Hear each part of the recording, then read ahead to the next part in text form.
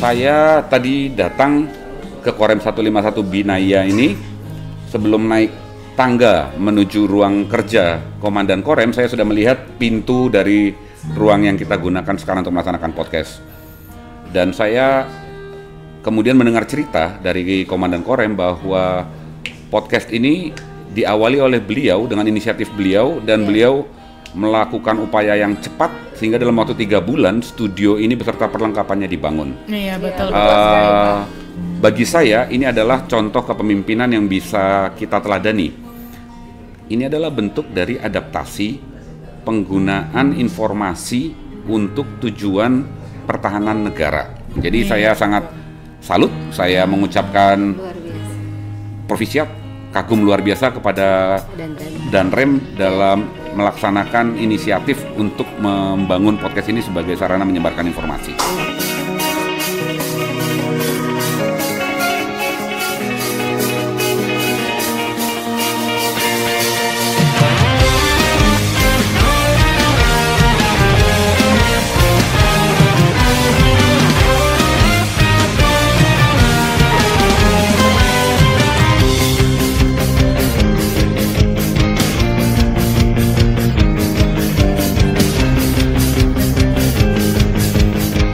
Halo sahabat dan followers podcast 151 Binaya dimanapun berada. Apa kabar semuanya? Baik, yang diharapkan selalu dalam keadaan sehat. Betul Kak Ika? Betul sekali Kak. Baik, kembali lagi bersama saya Sardako Atravela Aprilia Melsasail, dan tentunya ditemani dengan host kita yang cantik. Tentunya dengan saya Ika Muskita. Baik, sahabat dan followers podcast 151 Binaya dimanapun berada, saya ucapkan selamat datang kembali di rumah podcast 151 Binaya. Nah, kali ini kita kedatangan tamu yang sangat luar biasa. Betul Kak Ika? Betul Kak. Tepuk tangan dulu dong. Kita berikan tepuk tangan. Langsung saja kita sapa Bapak dan Gus Purla Koarmada 3. Selamat siang Bapak. Selamat siang Mbak, selamat siang. Apa kabarnya Bapak? Alhamdulillah sehat-sehat, baik-baik. Wah, luar biasa. Baik Bapak, kepada sahabat podcast semuanya, kita pengen tahu nih Pak, perkenalan diri Bapak kepada kita semua. Silakan Pak. Terima kasih. Nama saya Laksamana Pertama TNI Luis Nainggolan. Saya adalah Komandan Gus Purla Koarmada 3. Saya alumni Akademi Angkatan Laut Angkatan 45 tahun 1999. 99. Sebelum bertugas di Gus Purla Koarmada 3, saya bertugas di Mabesal di staf perencanaan dan anggaran. Sebelumnya itu saya lebih banyak di Armada 2, menjadi komandan KRI, menjadi komandan satuan, dan ini adalah pengalaman penugasan saya sebagai komandan Gus Purla di Armada 3 ini yang cukup lama. Saya tidak pernah bertugas di wilayah Indonesia Timur. Ya, Pak.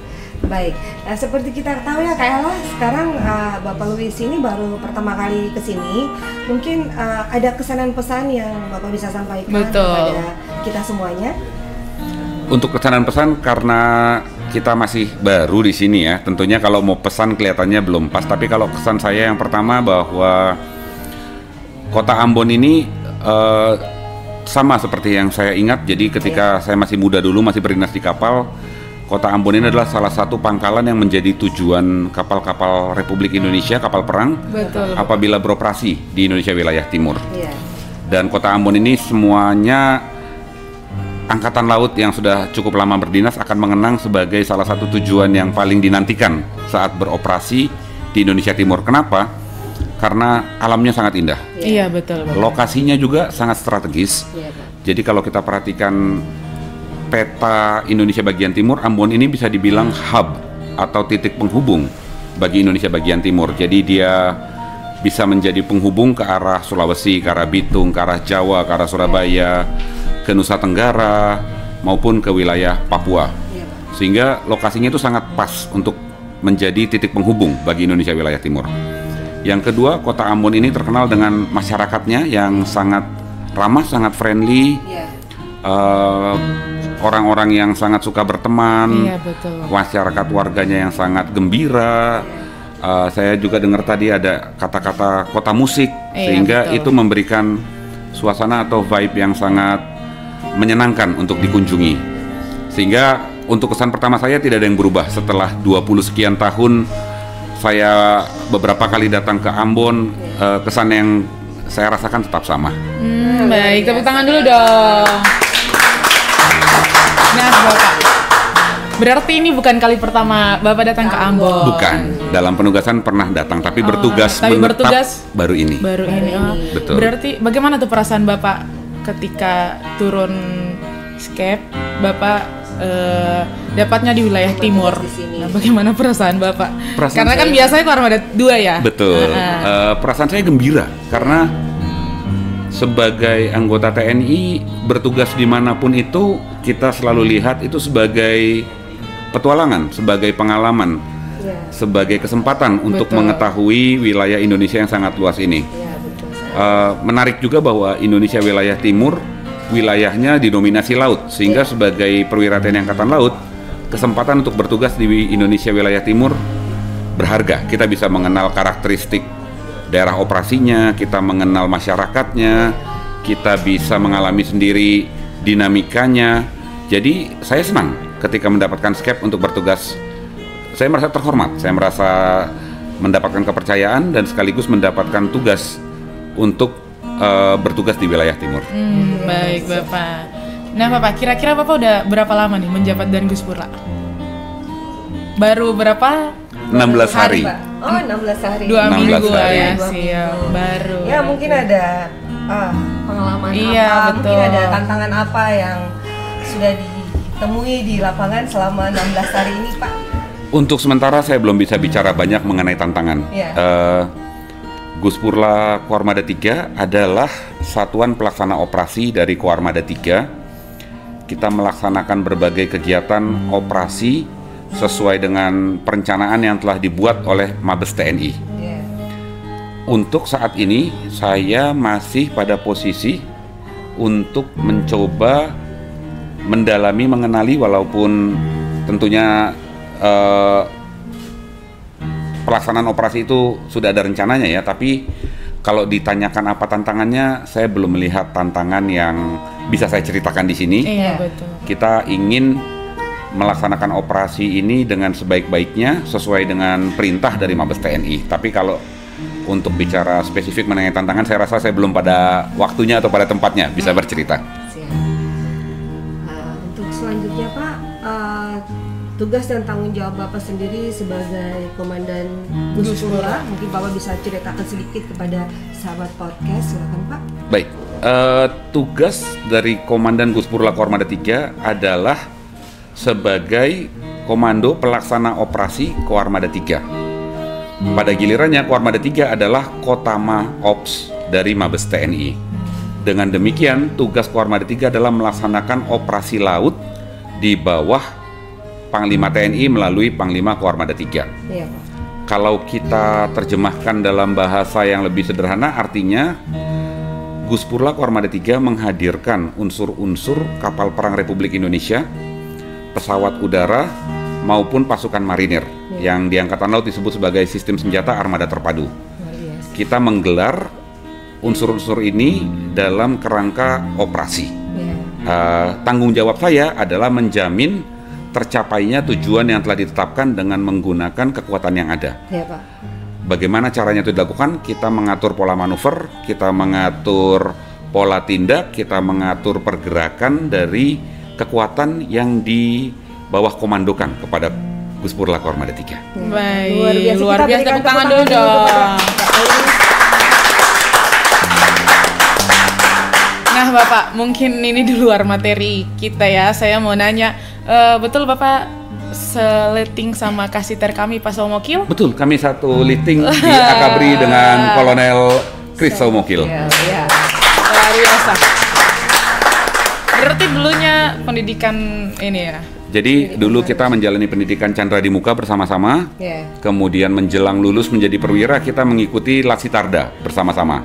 Latihan integrasi Taruna Werda. Jadi sebagai satu liting tentunya ada ikatan, ada kenangan juga. Betul. Dan sampai sekarang itu tidak akan berubah. Siap. Berarti pas Bapak mau berkunjung ke Korem, sudah menghubungi. Sudah. Saya sudah Siap. berkoordinasi, berkomunikasi dengan Kolonel Somukil.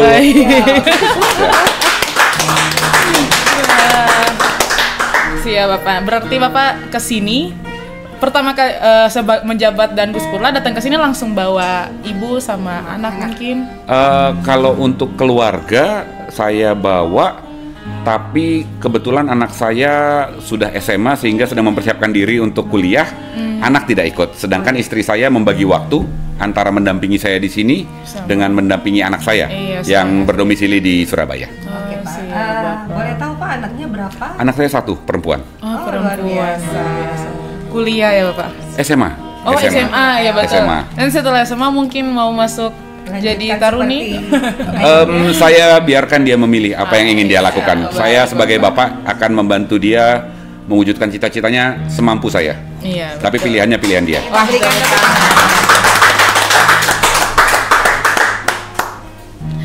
Baik. nah Bapak, mungkin Bapak mau ngasih pesan dan kesan pertama kali Bapak datang di Korem 151 Binaya ini Bapak. Baik. Saya tadi datang ke Korem 151 Binaya ini sebelum naik tangga menuju ruang kerja Komandan Korem, saya sudah melihat pintu dari ruang yang kita gunakan sekarang untuk melaksanakan podcast. Dan saya kemudian mendengar cerita dari Komandan Korem bahwa podcast ini diawali oleh beliau dengan inisiatif beliau dan beliau melakukan upaya yang cepat sehingga dalam waktu 3 bulan studio ini beserta perlengkapannya dibangun. Iya betul. Bagi saya ini adalah contoh kepemimpinan yang bisa kita teladani. Ini adalah bentuk dari adaptasi penggunaan informasi untuk tujuan pertahanan negara. Di masa modern ini kita harus mengakui bahwa informasi adalah instrumen kekuatan yang sangat penting. Apabila kita menggunakan kerangka instrumen kekuatan itu ada diplomasi, informasi, militer, dan ekonomi, komponen informasi ini semakin lama semakin dominan. Karena masyarakat modern memiliki akses yang sangat luas terhadap informasi. Karena masyarakat modern bergantung sangat besar kepada informasi. Beberapa tahun yang lalu ada teorinya, ada bukunya Alvin Toffler itu ya, The Next Wave atau apa gitu, dia bilang pada waktunya nanti dunia ini akan dikendalikan bukan dengan komoditi. Apabila di masa lalu dunia dikendalikan oleh industri, oleh komoditi, buku itu sudah meramalkan di masa depan yang menjadi kekuatan terbesar itu informasi, dan sekarang sudah mulai terbukti. Iya betul Bapak. Semua orang bergantung pada informasi, semua orang bisa merasa sebagai ahli dalam waktu sesaat karena dia menggunakan ketersediaan informasi. Semua orang bisa menjadi komentator, semua orang merasa menjadi atau mampu menjadi wartawan dengan dia membawa di kantongnya sebuah kamera, sebuah alat broadcasting kecil berupa handphone. Karena itu keputusan Bapak Danrem untuk membangun studio ini menurut saya adalah bentuk dari adaptasi seorang pemimpin militer terhadap lingkungan strategis yang dihadapi. Bahwa tentara, kami mungkin beliau lebih awal dari saya menjadi tentara, saya juga masih tentara zaman dulu. Kita dibesarkan di era ketika manuver, kinetic action, letusan senjata, benda-benda keras atau hardware ini adalah bagian yang kita pikirkan sebagai seorang perwira ya. Tapi seiring waktu beliau adalah cukup perseptif untuk melihat bahwa informasi juga sudah menjadi suatu instrumen kekuatan yang penting untuk mencapai tujuan. Jadi saya sangat salut, saya mengucapkan profisiat, kagum luar biasa kepada Danrem dalam melaksanakan inisiatif untuk membangun podcast ini sebagai sarana menyebarkan informasi. Kita tahu juga Pak Danrem nih juga sedang membuat film. Betul. Judulnya Janji Senja. Bapak sudah pernah dengar belum Pak? Belum. Baru tadi dijelaskan oleh beliau. Oh, baru tadi dijelaskan, iya betul. Tentunya kemarin tuh Kak Ella ya dipanggil artisnya dari luar semua Pak, dan itu bagus Pak, menceritakan tentang kisah anak perempuan yang benar-benar dia berjuang untuk mendapatkan cita-citanya untuk menjadi seorang Koat, iya. Gitu Pak. Mungkin nanti ke depan Bapak bisa kerjasama dengan Pak Danrem untuk Amin. membangun tentunya Kota Ambon dan Maluku ini untuk menjadi lebih baik. Mungkin bisa kolaborasi membuat film baru. Semoga, Amin. semoga pada waktunya datang. Biar artis-artisnya pakai kita aja. Pak. Baik Pak, selanjutnya Pak kita mau mendengarkan closing statement Iya, dari betul. Bapak. Saya mengucapkan banyak terima kasih kepada tim podcast Korem Binaya, begitu pula kepada Bapak Danrem tentunya yang memimpin dan memberikan kesempatan bagi saya untuk berbicara sebentar di sini. Semoga Korem Binaya tetap jaya dan sukses di bawah kepemimpinan Komandan Korem dalam melaksanakan tugasnya. Begitu pula podcast yang disiapkan oleh beliau ini dapat menjadi sarana komunikasi publik yang efektif untuk menyebarluaskan informasi, pemahaman yang baik, maupun untuk semakin mendekatkan masyarakat dengan TNI. Saya rasa itu saja yang bisa saya sampaikan. Kita berikan Tepuk tangan dulu.